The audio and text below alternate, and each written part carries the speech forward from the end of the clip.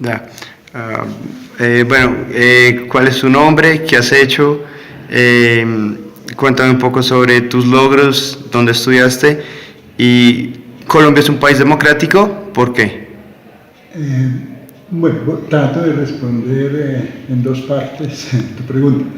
Primero, yo soy profesor jubilado de la Universidad Nacional, donde estudié, hice mi licenciatura en Historia, luego estudié en Chile, 2 años, hice una especialidad en Historia también, y luego hice mi doctorado en la Universidad de Oxford en Inglaterra, y enseñé 33 años en la Universidad Nacional, luego 10 años en la Universidad de los Andes, en Bogotá, y he sido profesor en los Estados Unidos, en Alemania, en la Universidad Libre de Berlín, en Bari, en la Universidad de Córdoba, en España, en la Universidad de Alcalá de Henares. Digamos, la vida la he pasado un poco, no viajando, sino mirando los archivos históricos tan importantes para el desarrollo de la historia económica y social de Colombia, de América Latina, que es lo que yo enseño. En cuanto a la segunda pregunta que tú haces, que si considero que Colombia es un país democrático, lo primero que uno tiene que pensar es qué es la democracia. Ya hay distintas formas de democracia. Por ejemplo, cuando uno vive en los Estados Unidos, uno ve que su sistema democrático es un poquito más pesado, llamémoslo así, en el sentido que hay un poco de mayor control sobre la vida de la gente. Uno siente como el peso del Estado a través de sus aparatos de control de la vida ciudadana, cosa que no ocurre, digamos, en las democracias europeas. En los países europeos la democracia, me parece a mí, es un poco más relajada, menos suelta, menos tensa, llamémoslo así. Y con respecto a mi país, que es un poco los problemas de América Latina, yo pienso que nuestra democracia es lo que hemos llamado a veces una democracia restringida. Es decir, desafortunadamente no hemos podido crear un Estado abierto de bienestar y de posibilidades y de mayor participación de la sociedad en general en las decisiones del Estado.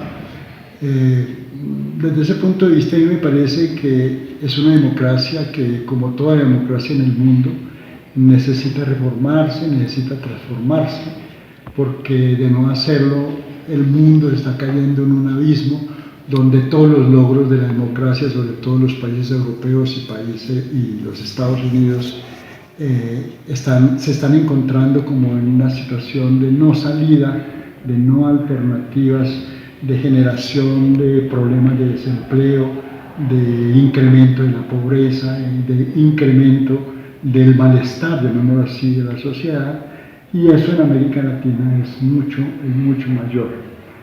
Por eso nosotros pensamos que si nuestras democracias no encuentran unas vías para ampliar los niveles de participación, el futuro nuestro es un poco incierto y vamos posiblemente a vivir momentos difíciles. El problema, diríamos, que hoy vemos con respecto a Venezuela es un poco eso. En Venezuela la democracia no pudo crear unas alternativas de incorporación de millones de gentes pobres, ¿no? Y cuando se desarrolló un modelo para hacer de la democracia el fundamento de la pobreza, es decir, hacer que los pobres fueran los receptores de las políticas de bienestar, pues nos encontramos con esta situación que actualmente vive Venezuela, diríamos, de un poco disputa por el poder, porque las clases que habían ejercido el poder lo perdieron y recuperarlo va a ser muy difícil, dado que el problema de la democracia también, diríamos, en Venezuela pasa por los cambios geoestratégicos que está viviendo el mundo en este momento. Entonces, a veces nosotros necesitamos pensar no solamente en los problemas cotidianos de lo que la prensa y los medios de comunicación nos informan, sino que también necesitamos estar alerta con respecto a lo que están decidiendo las potencias con respecto a sus propios intereses. Por ejemplo, la Unión Soviética se siente rodeada y amenazada por Occidente, por Europa y los Estados Unidos, y lo que ha hecho, digamos, al venirse a América Latina es prácticamente meterse en el patio trasero de los Estados Unidos y tratar de ganar un espacio de respuesta a posibles amenazas trágicas por parte de Occidente con respecto a Rusia, perdón. No sé si dije Unión Soviética, que ya no existe, Rusia. Continuando, ¿qué problemas y fortalezas tiene la democracia en Colombia? Bueno, a pesar de que Colombia es un país muy conservador, es un país muy tradicionalista, uno objetivamente tiene que reconocer que esto que llamamos nuestra democracia, que es una democracia hasta cierto punto sospechosa, dados los niveles de violencia que vivimos, desde el punto de vista de la economía, la democracia colombiana, o por lo menos el sistema político colombiano, ha sido capaz de mantener una cierta estabilidad económica. Digamos, Colombia, y eso tal vez tienen que agradecerlo las clases medias y las clases altas, no ha dejado, digamos, que su economía se derrumbe como ha pasado en otros países y quede envuelta en esas crisis trágicas donde miles de ciudadanos han perdido sus capitales o han perdido los recursos acumulados durante generaciones. No, Colombia más bien es un país que ha logrado mantener una cierta estabilidad económica. Eso tendría uno que decir, es una fortaleza de nuestro Estado, tal vez por eso es un Estado hasta cierto punto fuerte políticamente y también represivo socialmente, porque los grupos en el poder tratan de defender, digamos, esa estabilidad, porque en el momento en que no haya, digamos, un control de esos, la sociedad, diríamos, o el sector económico puede derrumbarse y eso ya sería una tragedia nacional desde el punto de vista de la economía y la sociedad y sobre todo las clases medias. Las debilidades que yo veo es que desafortunadamente nuestro sistema político está agrediendo irracionalmente a las clases medias. Digamos, no ha encontrado unos caminos de equilibrio que le permita fortalecer las clases medias. Las clases medias son la base y el fundamento de la democracia. Si no existen clases medias, la democracia tiende a fracasar. Entonces, cuando tú atacas o gravas esa clase media y le estás quitando posibilidades de recursos, la clase media es una clase que está interesada en la educación, que está interesada en la cultura, que está interesada en el arte, en la música y que hace inversiones en eso. La clase media es la única que tiene su casa, tiene un jardín fuera de su casa. Digamos, es una clase que está dispuesta a contribuir al mejoramiento de las condiciones de vida, no solamente en educación, sino en salud, en vivienda. Y desafortunadamente lo que uno ve es que el Estado colombiano cada vez tiende a afectar y a reducir el volumen de gentes pertenecientes a esas clases medias. Por otro lado, lo que a mí me parece como debilidad del Estado colombiano es que nuestro sistema político es un sistema que vive pendiente de problemas menores de la vida social.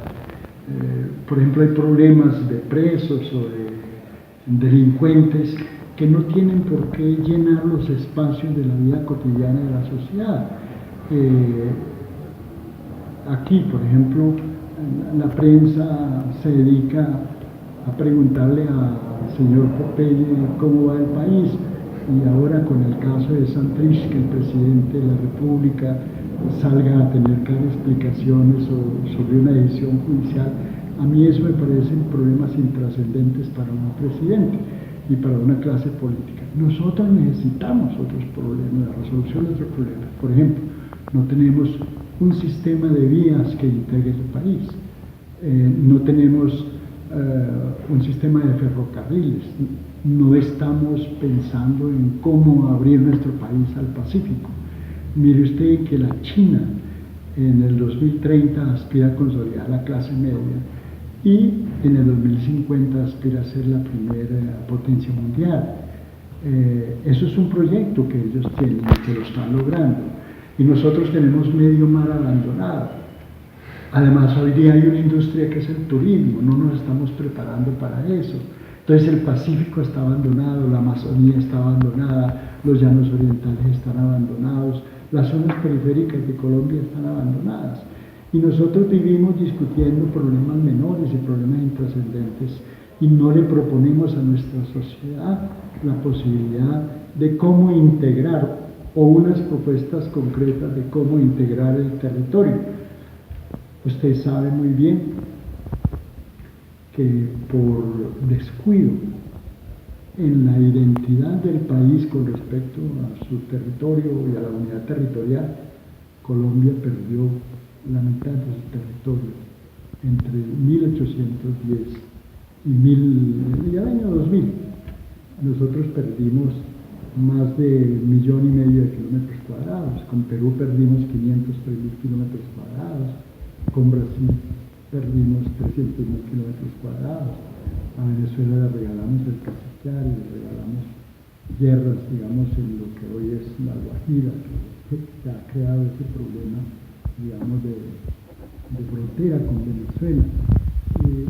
Es decir, nuestra clase política desde ese punto de vista no ha tenido una actitud de defensa de la integridad nacional.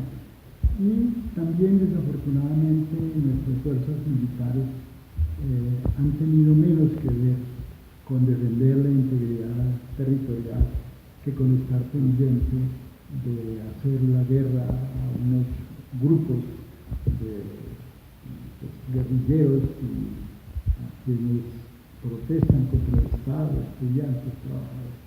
Mire usted, Nicaragua. La Mosquitia nosotros se la regalamos en 1928 y Nicaragua en los años 70 decide que no acepta el tratado y Colombia no dice nada.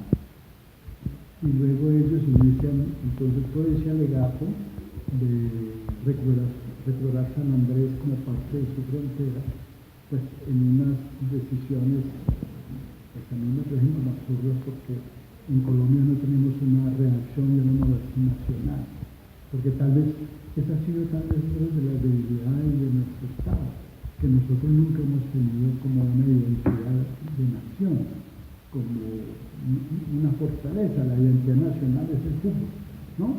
O el ciclismo, pero no hay una base, digamos, si usted quiere, científica que nos permita decir, bueno, somos colombianos por esto y esto y esto, tenemos una serie de valores y estos territorios son nuestros y vamos a venderlos porque aquí está el bienestar, no solamente nuestro, sino de la humanidad.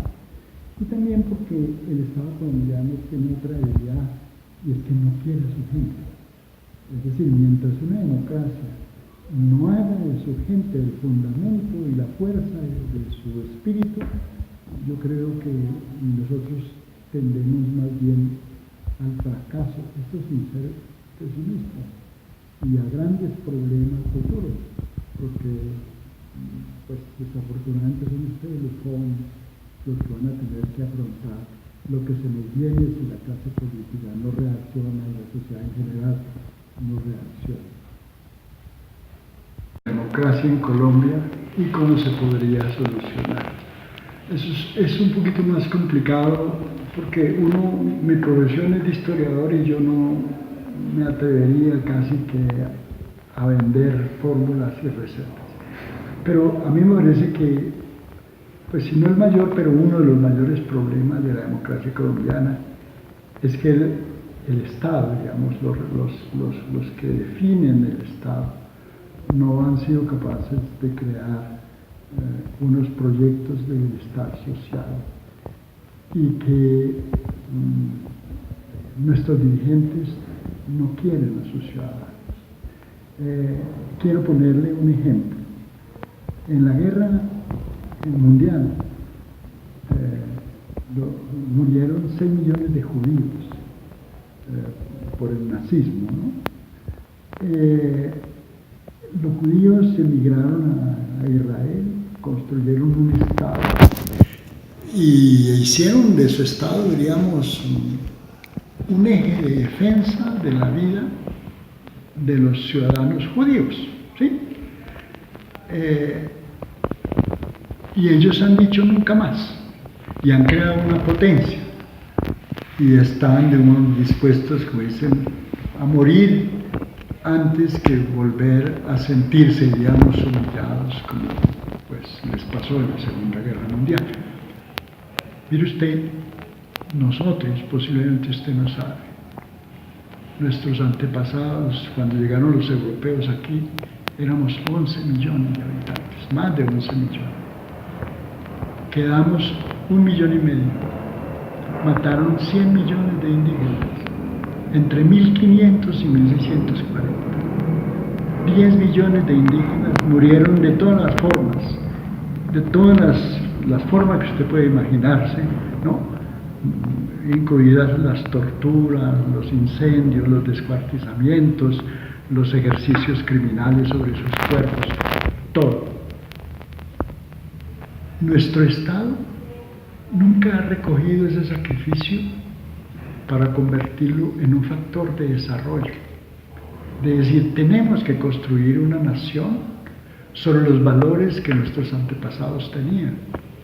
Nosotros hemos tenido una civilización,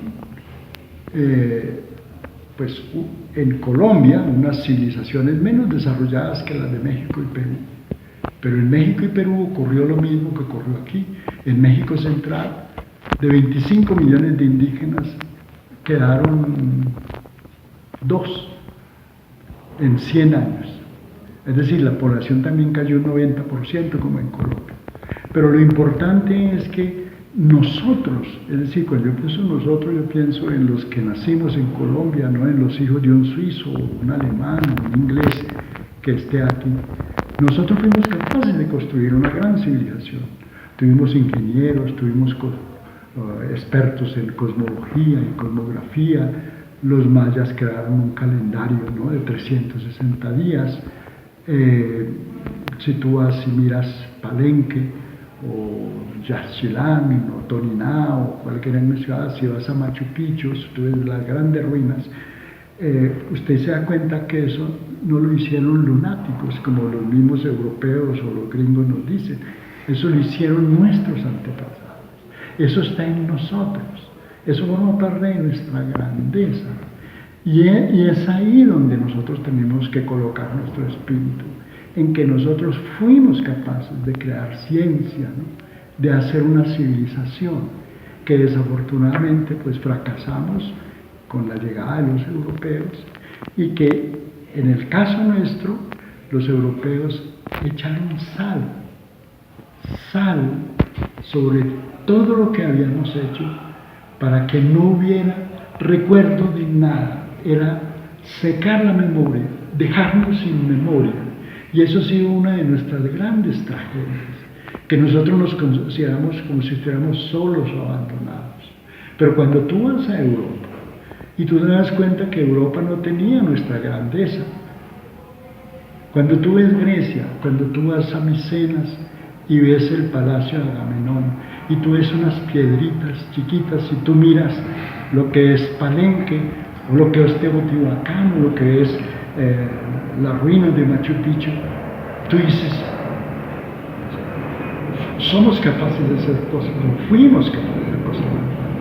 Entonces yo pienso que uno de los problemas incluso de la pedagogía es recuperar ese espíritu, no para volver atrás, sino para ponerlo de espejo, para saber que sí somos capaces, que nosotros podemos construir una gran nación. Por eso fíjese usted, que tú oyes a tanta gente estar pendiente del caso de Venezuela, que ya van a tumbar al presidente, que eso es una dictadura, que eso no sé qué. Eso no nos debe importar.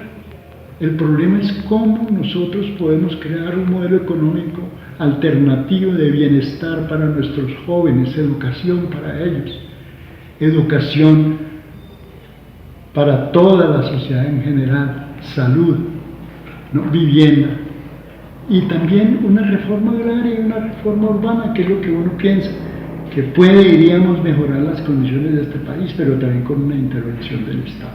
Mire, yo no quisiera, pues de pronto alargarme, pero quisiera decirte algo.